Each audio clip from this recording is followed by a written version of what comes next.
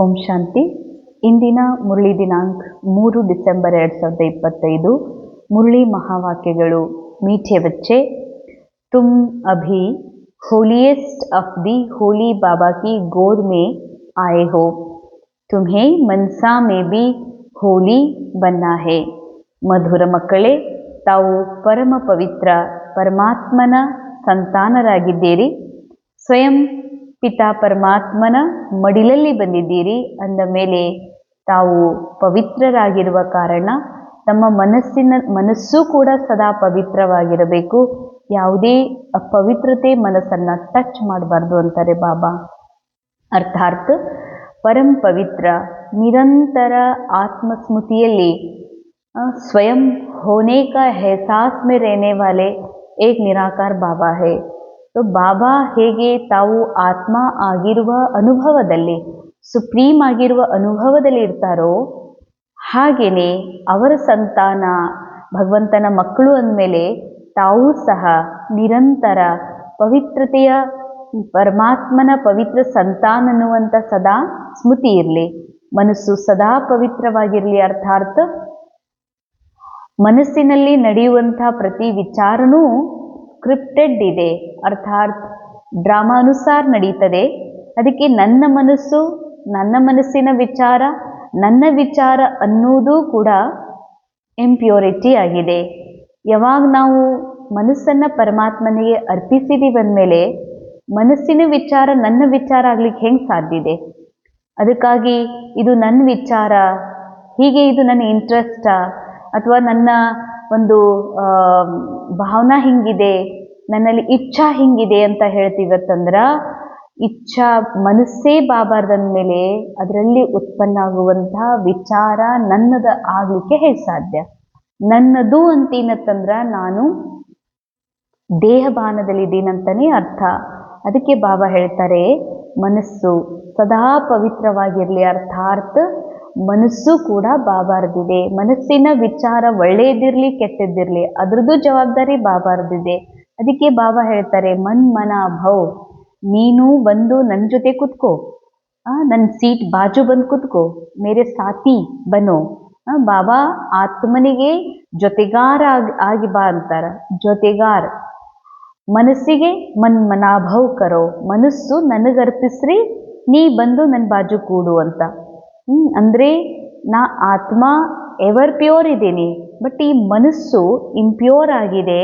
ದ್ವಾಪರ ಯುಗದಿಂದ ದೇಹಭಾನದಲ್ಲಿ ಸಿಕ್ಕಿರೋದ್ರಿಂದ ಈಗೂ ಕೂಡ ನನ್ನ ಮನಸ್ಸು ಅನ್ಬೇಡ್ರಿ, ನನ್ನ ಮನಸ್ಸು ಅನ್ನೋದೇ ಅಪವಿತ್ರತೆ ಆಗಿದೆ. ಅದಕ್ಕೆ ವಿಚಾರ, ಮನಸ್ಸು, ಭಾವನೆಗಳು ಎಲ್ಲ ಬಾಬಾರವ್ರದ್ದಾಗಿದೆ. ಅದಕ್ಕೆ ಹೊಣೆಗಾರು ಬಾಬಾ. ನಾನು ಕೇವಲ ಎಕ್ದಮ್ ಪ್ಯೂರ್ ಹ್ಯಾಪಿ ಸೋಲ್, ಬಾಬ್ ಸಮಾನ್ ಬಾಬನ ಜೊತೆಯಲ್ಲಿ ಇದ್ದೀನಂತ ಅನುಭವ ಮಾಡುವುದೇ ನಿಜವಾದ ಪವಿತ್ರತೆಯ ಒಂದು ಮನಸ್ಸು, ಪವಿತ್ರ ಮನಸ್ಸಾಗಿದೆ. ಪ್ರಶ್ನ, ಹೋಲಿಯೆಸ್ಟ್ ಆಫ್ ದಿ ಹೋಲಿ ಬಚ್ಚೋಂ ಕಾ ನಶಾ ಔರ್ ನಿಶಾನಿಯಾ ಕ್ಯಾ ಹೋಗಿ. ಪರಂ ಪವಿತ್ರ ಪರಮಾತ್ಮನ ಸಂತಾನಾಗಿರುವಂತಹ ತಾವೆಲ್ಲ ಪವಿತ್ರ ಆತ್ಮರ ನಿಜವಾದ ನಿಶಾನೆಗಳು ಹಾಗೂ ಗುರುತುಗಳು ಏನಾಗಿವೆ? ಏನು ನಶೆ ಇರ್ತದೆ?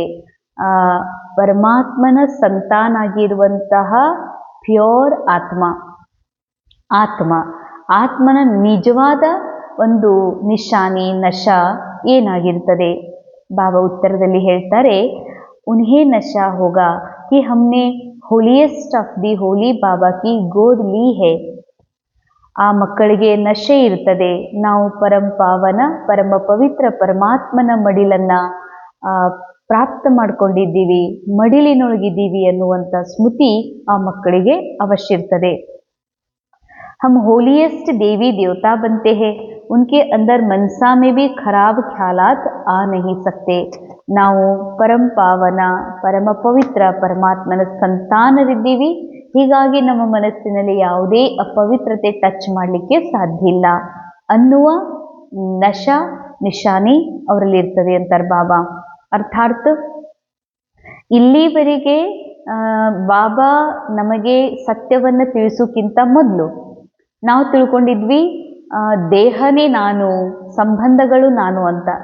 ಯಾವಾಗ ಬಾಬಾ ನನಗೆ ಈ ಮಾತನ್ನು ತಿಳಿಸಿದ್ರು, ನೀನು ನನ್ನ ಸಮಾನ ಪಾವನ ಆತ್ಮ ಇದೆ, ಬಹಳ ಶುದ್ಧ ಆತ್ಮ ಇದೆ. ಹೀಗಾಗಿ ನೀನು ಈ ದೇಹ ನೀನಲ್ಲ, ಈ ದೇಹದ ಮನಸ್ಸು, ರೋಲ್ನ ಮನಸ್ಸು ನೀನಲ್ಲ, ಮನಸ್ಸಿನ ವಿಚಾರನೂ ನೀನಲ್ಲ.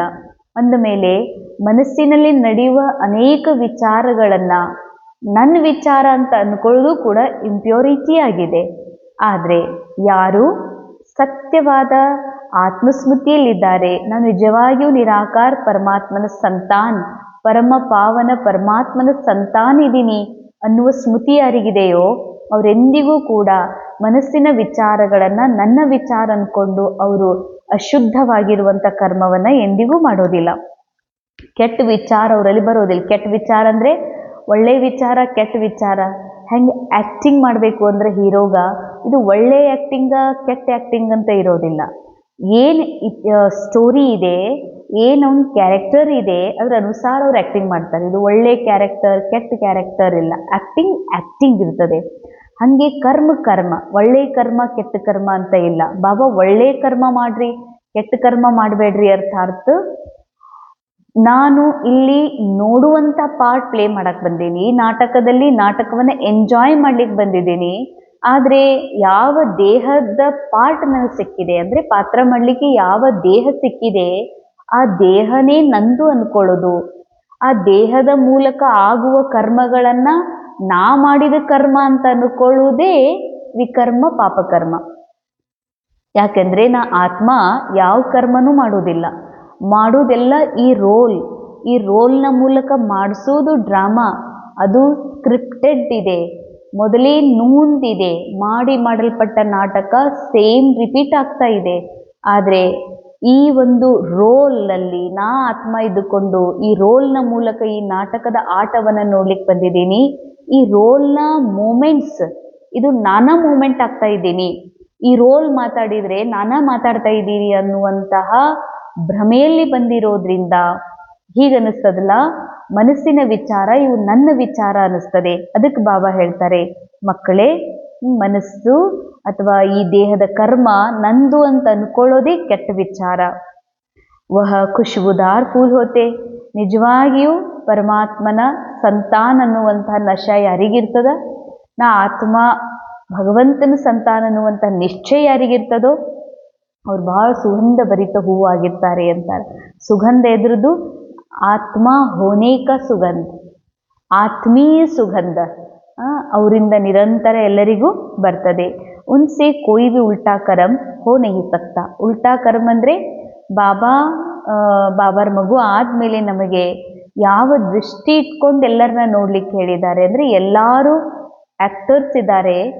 ದೇಹರೂಪಿ ವಸ್ತ್ರದ ಮೂಲಕ, ದೇಹರೂಪಿ ರೋಲ್ನ ಮೂಲಕ ಎಲ್ಲರೂ ಪಾತ್ರ ಮಾಡ್ಲಿಕ್ಕೆ ಬಂದಂಥ ಆತ್ಮ ಜ್ಯೋತಿಗಳನ್ನುವಂಥ ಸತ್ಯ ತಿಳಿಸಿದ ಮೇಲೂ ಕೂಡ ನನಗೆ ಇವ್ರು ಪ್ರೊಫೆಸರ, ಇವ್ರು ಇಂಜಿನಿಯರ್, ಇವ್ರು ಡಾಕ್ಟರ್, ಇವ್ರು ನಮ್ಮ ಮದರ್, ಇವ್ರು ನಮ್ಮ ಫಾದರ್ ಅಂತ ಹೀಗೆ ಅವ್ರ ಪ್ರೊಫೆಷನ್ನ ಮೂಲಕ, ಅವ್ರ ಸಂಬಂಧದ ಮೂಲಕ ನನ್ನ ನೆನಪಿಗೆ ಬರ್ತಾರ, ಕಣ್ಣಿಗೆ ಕಾಣಿಸ್ತಾರ, ನಾ ಗುರುತಿಸ್ತೀನಿ, ಅದ್ರ ಜೊತೆಗೆ ಐಡೆಂಟಿಫೈ ಮಾಡ್ಕೋತೀನಂತಂದ್ರೆ ಇದಕ್ಕಂತಾರೆ ಬಾಬಾ ವಿಕರ್ಮ ಅಂದರೆ ಉಲ್ಟಾ ಕರ್ಮ.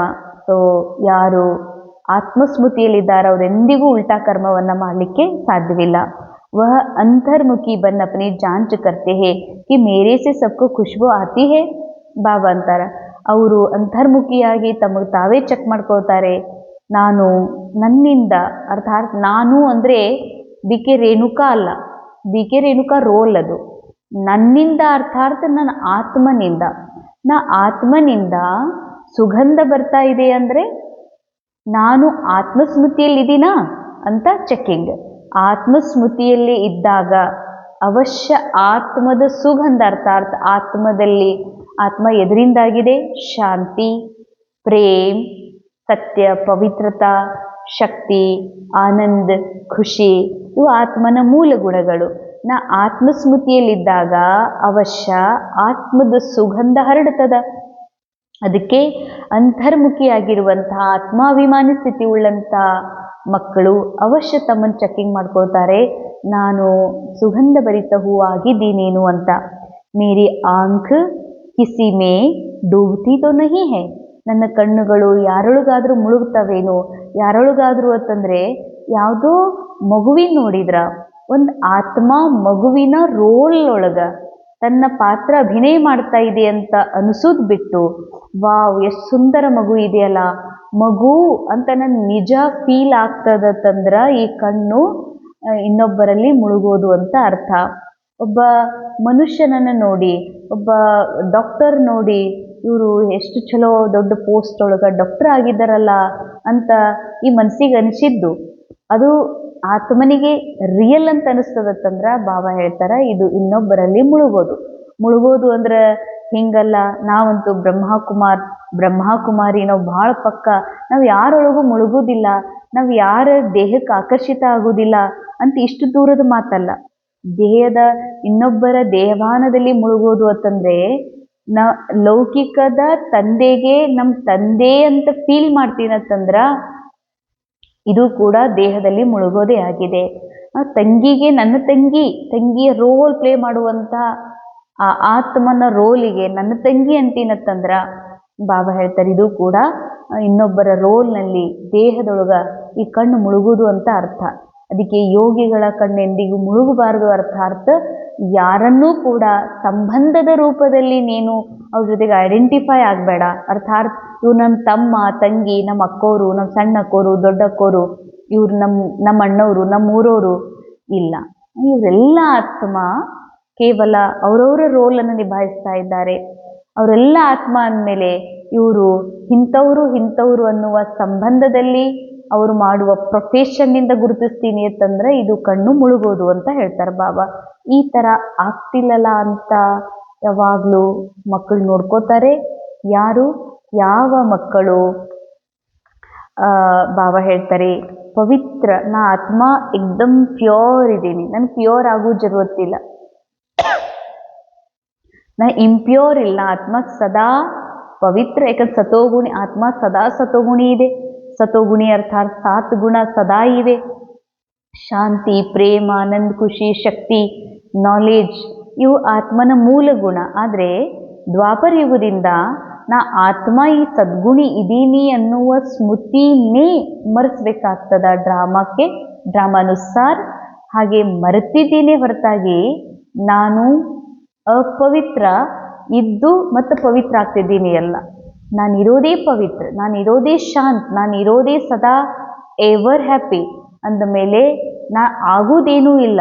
ಬಸ್ ನಾ ಆತ್ಮ ಇದ್ದೀನಿ, ನಾ ಎವರ್ ಹ್ಯಾಪಿ ಇದ್ದೀನಿ, ಎವರ್ ಪ್ಯೂರ್ ಇದ್ದೀನಿ ಅನ್ನುವಂಥ ಒಂದು ಈ ಮೆಸೇಜನ್ನು, ಈ ಒಂದು ಸ್ಮೃತಿಯನ್ನು ಈ ಮನಸ್ಸಿಗೆ ಕೊಡಿಸ್ಬೇಕಾಗಿದೆ. ಯಾಕಂದರೆ ಈ ಮನಸ್ಸು ದ್ವಾಪರ ಯುಗದಿಂದ ತನಗೆ ತಾನು ದೇಹ ಅಂತ ತಿಳ್ಕೊಂಡು ಕೂತ್ಕೊಂಡಿದೆ. ಅನೇಕ ಸಂಬಂಧದಲ್ಲಿ ಸಿಕ್ಕಾಕೊಂಡಿದೆ. ತನಗೆ ತಾನು ಸಂಬಂಧ, ನಾನೇ ಮದರ್, ನಾನೇ ಫಾದರ್, ಅಥವಾ ನಾನೇ ಇವರು ಡಾಟರ್ ಇದ್ದೀನಿ ಅಂತ ಹಿಂಗೆ ತಿಳ್ಕೊಂಡು ಕೂತ್ಕೊಂಡಿದೆ ಮನಸ್ಸು.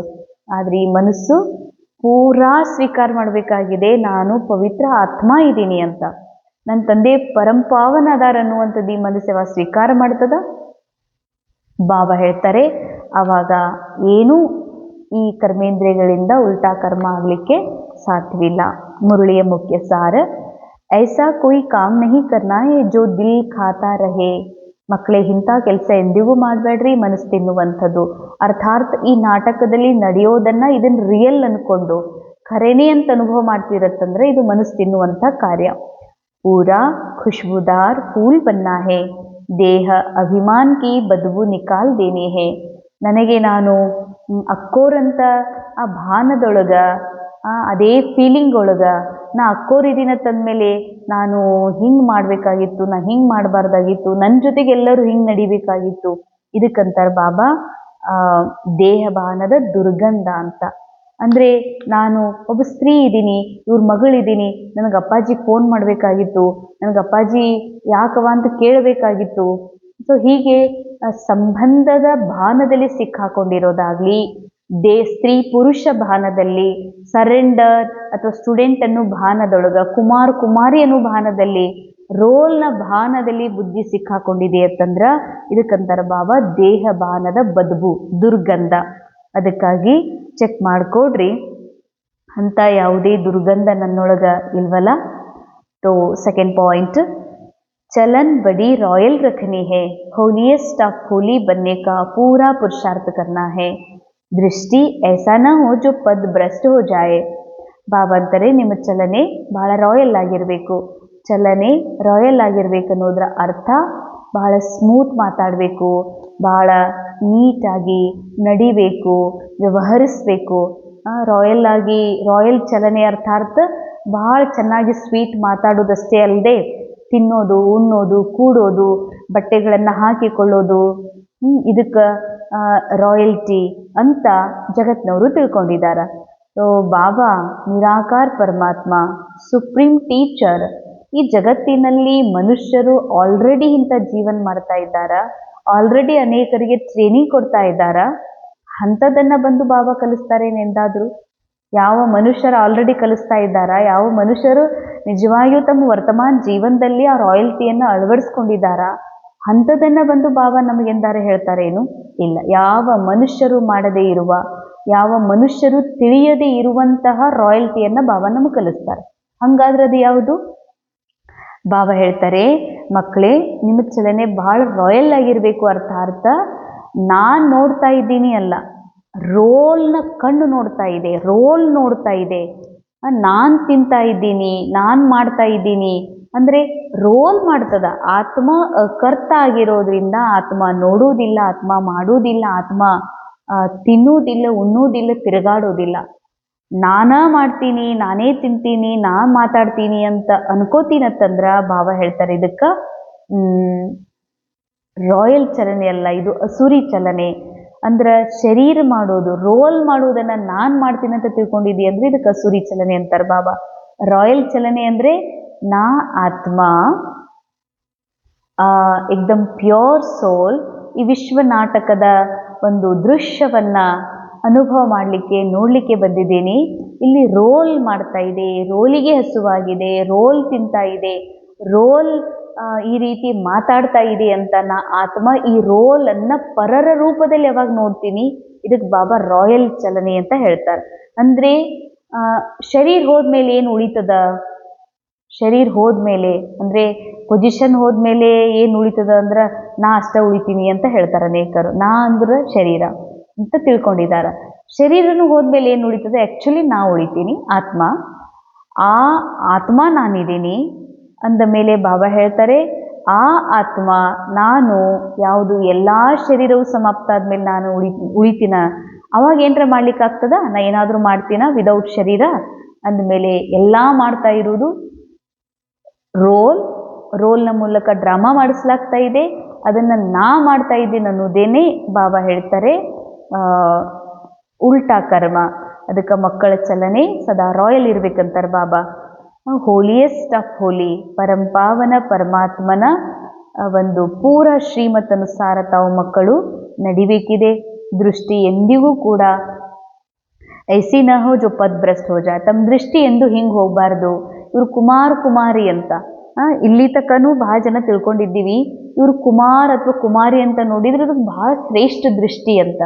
ಬಾಬಾ ಹೇಳ್ತಾರೆ ಕುಮಾರ್ ಅನ್ನೋದು ಒಂದು ರೋಲ್, ಕುಮಾರಿ ಅನ್ನೋದೊಂದು ರೋಲ್, ಮದರ್ ಅನ್ನೋದೊಂದು ರೋಲ್, ಡಾಟರ್ ಅನ್ನೋದೊಂದು ರೋಲ್ ಅರ್ಥಾತ್ ದೇಹಭಾನ್.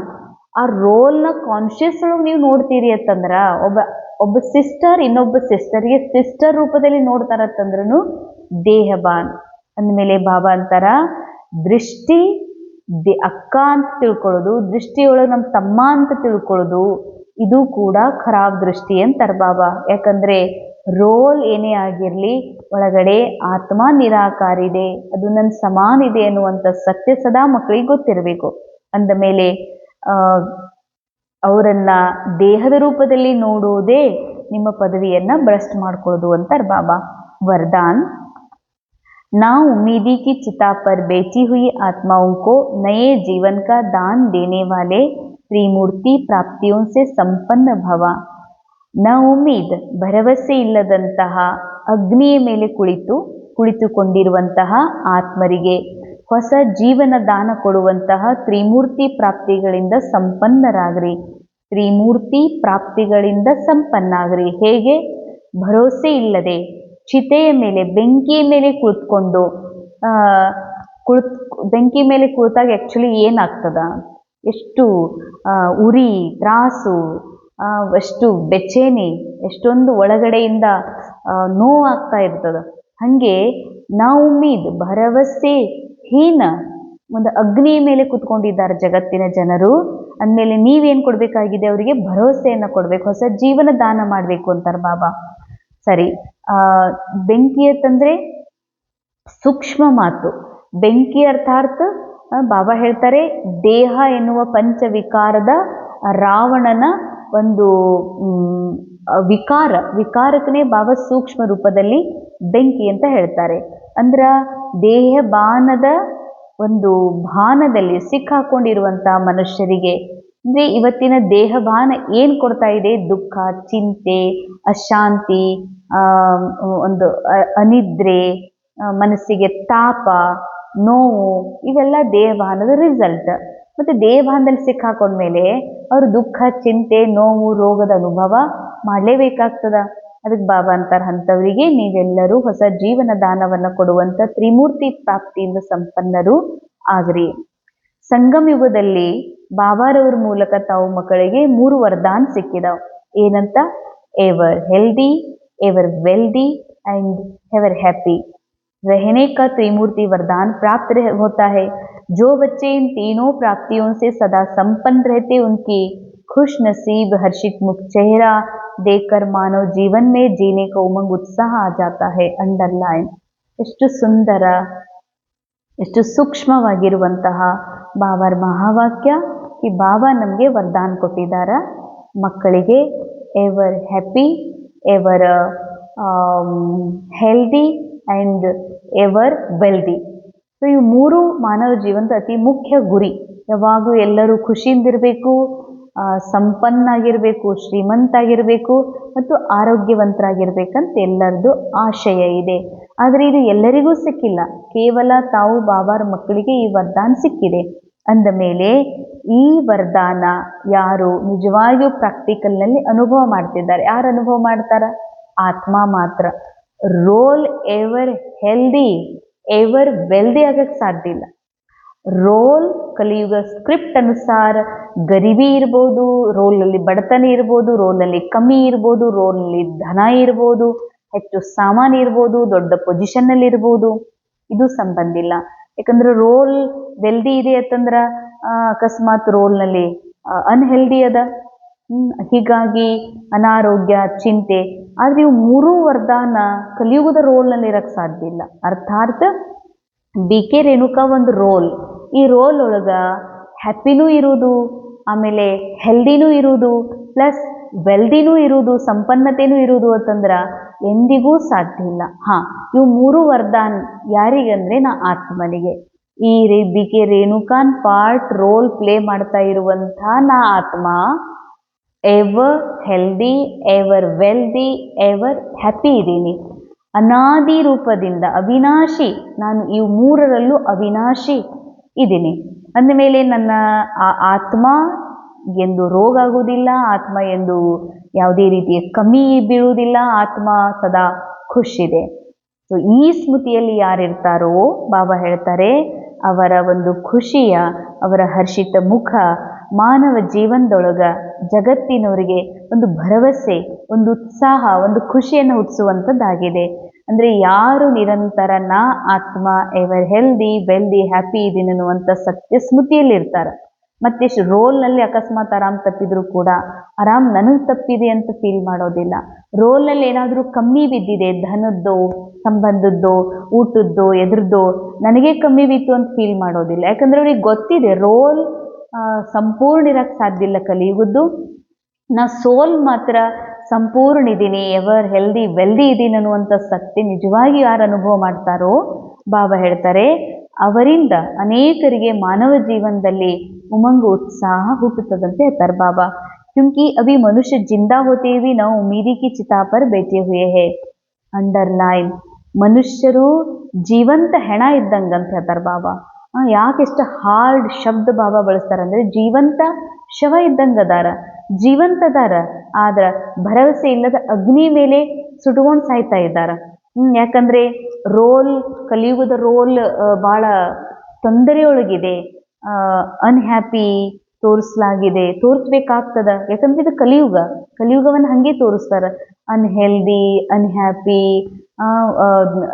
ಏನು ಬಹಳ ಕಮ್ಮಿ ಬೇಕು ಬೇಕು ಅನ್ನೋದನ್ನ ರೋಲ್ನಲ್ಲಿ ತೋರಿಸಲಾಗಿದೆ. ಯಾವಾಗ ನಾನಾ ರೋಲ್ ಅಂತಿನತ್ತಂದ್ಮೇಲೆ, ರೋಲ್ ಅಂತ ತಿಳ್ಕೊತಾರಂದ್ಮೇಲೆ ಮತ್ತೆ ಭರವಸೆ ಇಲ್ಲದ ಅಗ್ನಿಯ ಮೇಲೆ ಸುಡ್ತಾ ಇರ್ತಾರ. तो अब ऐसी आत्माओं को मर्जीवा बनाओ. ಅವ್ರೀಗಾಗಲೇ ಶರೀರ ಬಿಟ್ಟಂಗನೆ ಶವ ಆದಂಗೆ ಆಗಿಬಿಟ್ಟಾರ. ಭರೋಸಾ, ವಿಶ್ವಾಸ, ಆಶೆ, ಆಕಾಂಕ್ಷೆ, ಇಚ್ಛೆಗಳೊಳಗ, ಇಚ್ಛೆ ಎನ್ನುವಂಥ ಅಗ್ನಿ ಒಳಗೆ ಸುಟ್ಟು ಸಾಯ್ತಾ ಇದ್ದಾರ.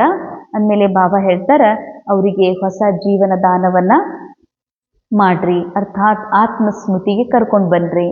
अब ऐसी आत्माओं को मर्जीवा बनाओ, नए जीवन का दान दो, सदा स्मृति रहे कि यह तीनों प्राप्तियां हमारा जन्मसिद्ध अधिकार है. ನೆನಪಿರ್ಲಿ ಮಕ್ಕಳೇ, ಇವು ಮೂರು ಪ್ರಾಪ್ತಿ, ಎವರ್ ಹೆಲ್ದಿ, ವೆಲ್ದಿ, ಹ್ಯಾಪಿ, ನಾ ಆತ್ಮನ ನನ್ನ ಜನ್ಮ ಸಿದ್ಧ ಅಧಿಕಾರ. ಇದನ್ನ ಯಾರೂ ಕಸ್ಕೊಳ್ಳಿಕ್ ಸಾಧ್ಯ ಇಲ್ಲ, ಯಾರೂ ಕೊಡಕ್ಕೂ ಸಾಧ್ಯ ಇಲ್ಲ. ಯಾಕಂದ್ರೆ ಆಲ್ರೆಡಿ ನಾ ಆತ್ಮ ಎವರ್ ಹೆಲ್ದಿ, ವೆಲ್ದಿ, ಹ್ಯಾಪಿ ಇದ್ದೀನಿ. ಸೊ ಬಾಬಾ ಬಂದು ಏನ್ ಮಾಡ್ತಿದ್ದಾರ, ನೆನಪಿಸಿ ಕೊಡ್ತಿದ್ದಾರೆ.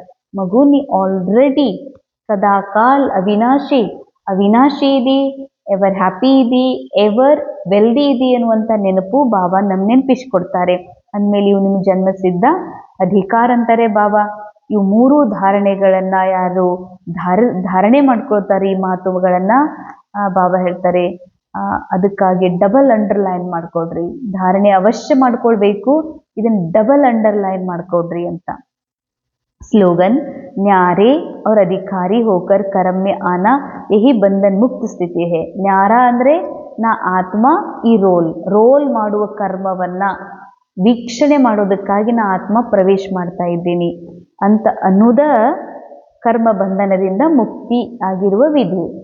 ನಾನಾ ಕರ್ಮ ಮಾಡ್ತಿದ್ದೀನಿ, ನಾನೇ ಹೊಲಕ್ಕೆ ಹೋಗ್ಬೇಕು, ನಾನಾ ಆಫೀಸಿಗೆ ಹೋಗ್ಬೇಕು, ನಾನಾ ಎಲ್ಲ ಫೇಸ್ ಮಾಡಬೇಕು, ನಾನಾ ಎಲ್ಲ ಈ ಜೀವನದ ಅಷ್ಟು ಸಮಸ್ಯೆ ದೂರ ಮಾಡಬೇಕು ಅನ್ಕೋತೀರಂದ್ರ, ರೋಲ್ ಮಾಡುವ ಕರ್ಮವನ್ನ ನಾ ಮಾಡ್ತೀನಿ ಅಂತ ನೀವು ಆತ್ಮ ಅನ್ಕೋತೀರತ್ತಂದ್ರೆ ಇದೇ ಕರ್ಮ ಬಂಧನ ಅಂತಾರ ಬಾಬಾ. ನ್ಯಾರ ಮತ್ತು ಅಧಿಕಾರಿಯಾಗಿ ನಾ ಆತ್ಮ ಈ ಕರ್ಮೇಂದ್ರಿಯಗಳಿಗೆ ಅಧಿಕಾರಿಯಾಗಿ ಅವಾಗ ನಾ ಶರೀರದಲ್ಲಿ ಪ್ರವೇಶ ಆಗಿ ಕರ್ಮ ಮಾಡ್ತೀನಿ. ಇದಕ್ಕೆ ಬಾಬಾ ಅಂತಾರ ಕರ್ಮ ಬಂಧನದಿಂದ ಮುಕ್ತಿ. ಮುಕ್ತ ಸ್ಥಿತಿ ಬಹಳ ಸುಖದಾಯಿ ಸ್ಥಿತಿಯಾಗಿದೆ. ಆ ವ್ಯಕ್ತಿ ಶಾರ ಈಗ ಸಂಪನ್ನ ಮತ್ತು ಕರ್ಮಾತೀತ ಆಗುವ ಧುನ್ ಲಗನ್ ಹೆಚ್ಚಿಸಿಕೊಡ್ರಿ. ಕರ್ಮಾತೀತದ ಅರ್ಥ ಆಗಿದೆ ಸರ್ವ ಪ್ರಕಾರದ ಹದ್ದಿನ ಸ್ವಭಾವ ಸಂಸ್ಕಾರದಿಂದ ಅತೀತ, ಅರ್ಥಾತ್ ನ್ಯಾರ. ಕರ್ಮಾತೀತ ಅರ್ಥ ಹದ್ದಿನ ಸ್ವಭಾವ ಸಂಸ್ಕಾರ. ಹದ್ದಿನ ಸ್ವಭಾವ ಅಂದ್ರ ರೋಲ್ ಒಳಗೆ ಏನು ಸ್ವಭಾವ ಇದೆ, ಸಂಸ್ಕಾರ ಇದೆ, ಅದು ನಂದು ಅಲ್ಲ. ಇವನ್ ಕ್ರೋಧನೆ ಅದ, ಇಲ್ಲ ಬಹಳ ಸಾಫ್ಟ್ ಸ್ವೀಟ್ ಮಾತಾಡೋದಿದೆ, ಇದು ನನ್ನ ಧರ್ಮ ಅಲ್ಲ, ಇದು ನನ್ನ ಸಂಸ್ಕಾರ ಅಲ್ಲ. ಬಹಳ ಹಾರ್ಡ್ ಮಾತಾಡೋದಿದೆ, ಇದು ನನ್ನ ಸಂಸ್ಕಾರ ಅಲ್ಲ, ಇದು ರೋಲ್ನ ಸಂಸ್ಕಾರ, ಇದು ಡ್ರಾಮಾ ಅನುಸಾರ ಸಿಕ್ಕಿದೆ. ನಾ ಆತ್ಮ ಈ ರೋಲ್ನ ಸ್ವಭಾವ ಸಂಸ್ಕಾರಗಳಿಂದ ಸದಾ ಪರೆ ಇದ್ದೇನೆ, ಇದು ನನ್ನ ಸತ್ಯ. ಅಂದ ಮೇಲೆ ಕರ್ಮಾತೀತದ ಅರ್ಥ ಆಗಿದೆ ಸರ್ವ ಪ್ರಕಾರದ ಸ್ವಭಾವ ಸಂಸ್ಕಾರಗಳಿಂದ ನಿರಂತರ ನ್ಯಾರ. ಎಷ್ಟು ಕ್ಲಿಯರ್ ಹೇಳ್ತಾರೆ ಬಾಬಾ. ಸ್ವಭಾವ ಸಂಸ್ಕಾರ ದೇಹದಲ್ಲಿದೆ, ರೋಲ್ನಲ್ಲಿ. ನಾ ರೋಲಿಂದ ಪರೆ ಇದ್ದೀನಿ ಅಂದ್ರೆ ಸ್ವಭಾವ ಸಂಸ್ಕಾರದಿಂದಲೂ ನಾ ಆತ್ಮ ಏನಿದ್ದೀನಿ, ನ್ಯಾರ. ಹದ್ ಹೇ ಬಂಧನ್, ಬೇಹದ್ ಹೇ ನಿರ್ಬಂಧನ್. ಹದ್ ಅಂದ್ರೆ ದೇಹ, ದೇಹಭಾನ. ಬಂಧನ ದೇಹದಿಂದ ಅತೀತ ಆಗಿರೋದು ನಿರ್ಬಂಧನ. ब्रह्मा बाप समान अब हद के मेरे से मुक्त होने का अर्थात कर्मातीत होने का ಅವ್ಯಕ್ತಿ ದಿವಸ್ ಮನಾವು, ಇಸಿ ಕೋ ಹಿ ಸ್ನೇಹ ಕ ಸಬೂತ್ ಕಹಾ ಜಾತಾ. ಬಾಬಾ ಹೇಳ್ತಾರೆ, ಹೇಗೆ ಬ್ರಹ್ಮ ಬಾಬಾ ಸಂಪೂರ್ಣ ಆಗಿರುವಂಥ ಡೇ ಸೆಲೆಬ್ರೇಟ್ ಮಾಡ್ಕೊಂಡ್ರು, ಆ ತಿಥಿಯನ್ನು ಸಮೀಪ ತಂದ್ರು, ಹಾಗೆ ನೀವೂ ಕೂಡ ಬ್ರಹ್ಮ ಬಾಬನ್ ಸಮಾನ ಆಗಿರುವಂತಹ ಯಾವುದಾದ್ರೂ ಒಂದು ಡೇಟ್ ಫಿಕ್ಸ್ ಮಾಡ್ಕೊಡ್ರಿ, ಸಮಾನತೆಯ ಅನುಭವವನ್ನ ಮಾಡ್ರಿ ಅಂತ. ಈಗ ನಾವು ಕೆಲವು ಕ್ಷಣ ಕರ್ಮಾತೀತ ಸ್ಥಿತಿಯ ಅನುಭವ ಮಾಡೋಣ. ಬಾಬಾ ನಮಗೆ ಕರ್ಮಾತೀತ ಸ್ಥಿತಿಯ ಅರ್ಥವನ್ನು ತಿಳಿಸಿದ್ದಾರೆ.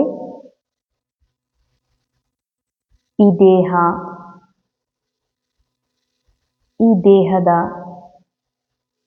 ಮನಸ್ಸು ಡ್ರಾಮಾನುಸಾರ ನಡೀತಾ ಇದೆ. ಈ ದೇಹ, ಈ ರೋಲ್ನಲ್ಲಿರುವ ಸ್ವಭಾವ ಸಂಸ್ಕಾರವೂ ಸಹ ಡ್ರಾಮಾನುಸಾರ ಸಿಕ್ಕಿರುವಂಥದ್ದು. ಅಂದ ಮೇಲೆ ನಾ ಆತ್ಮ ರೋಲ್ನಿಂದ ಪರೆಯಾಗಿದ್ದೇನೆ. ರೋಲ್ನ ಸ್ವಭಾವ, ರೋಲ್ನ ಸಂಸ್ಕಾರ, ರೋಲ್ನ ಒಳ್ಳೆಯ ಕೆಟ್ಟ ಪ್ರಭಾವದಿಂದ ನಾ ಆತ್ಮ ಪರೆಯಾಗಿದ್ದೇನೆ. ಹೀಗಾಗಿ ಕರ್ಮ ಮಾಡುವುದು ರೋಲ್, ಕರ್ಮದ ಫಲ ಅನುಭವಿಸುವುದು ಕೂಡ ರೋಲ್ ಹಾಗೂ ರೋಲ್ನ ಮನಸ್ಸು. ನಾನು ಸದಾ ರೋಲ್ ಹಾಗೂ ರೋಲ್ನ ಕರ್ಮ, ಒಳ್ಳೆಯ ಕೆಟ್ಟ ಕರ್ಮದಿಂದ ಸದಾ ನಾನು ಮುಕ್ತವಾಗಿದ್ದೇನೆ. ಇದೇ ಕರ್ಮಾತೀತ ಅವಸ್ಥಾ, ನ್ಯಾರ ಅವಸ್ಥಾ ಆಗಿದೆ.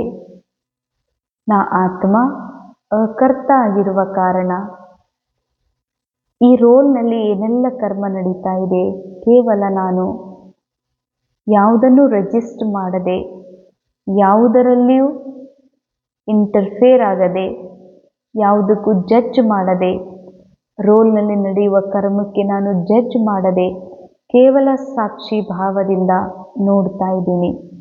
ಯಾಕೆಂದರೆ ನನಗೆ ಸತ್ಯ ಗೊತ್ತಾಗಿದೆ, ನಾನು ಶರೀರವೂ ಅಲ್ಲ, ಸ್ವಭಾವ ಸಂಸ್ಕಾರವೂ ಅಲ್ಲ. ಸ್ವಭಾವ ಸಂಸ್ಕಾರದ ಬದಲಾವಣೆಗಾಗಿ ನಾನು ಯಾವುದೇ ರೀತಿಯ ಫೈಟ್ ಮಾಡೋದಿಲ್ಲ. ನಂಗೆ ಗೊತ್ತಾಗಿದೆ ನಾನು ಸಂಪೂರ್ಣ ಆತ್ಮ ಇದ್ದೀನಿ. ನನ್ನ ಸಂಪೂರ್ಣತೆ ಅನುಭವ ಮಾಡೋದಕ್ಕಾಗಿ ನನಗೆ ಯಾವ ಶರೀರದ, ಹದ್ದಿನ ಶರೀರದ ಸ್ವಭಾವ ಸಂಸ್ಕಾರ ಅಡ್ಡಿ ಬರಲು ಸಾಧ್ಯವಿಲ್ಲ. ನಾನು ಸದಾ ಇವೆಲ್ಲವುಗಳಿಂದ ನ್ಯಾರ, ಅತಿ ಪ್ಯಾರ, ಅತಿ ಸೂಕ್ಷ್ಮ ಆತ್ಮನಾಗಿದ್ದೇನೆ. ಓಂ ಶಾಂತಿ.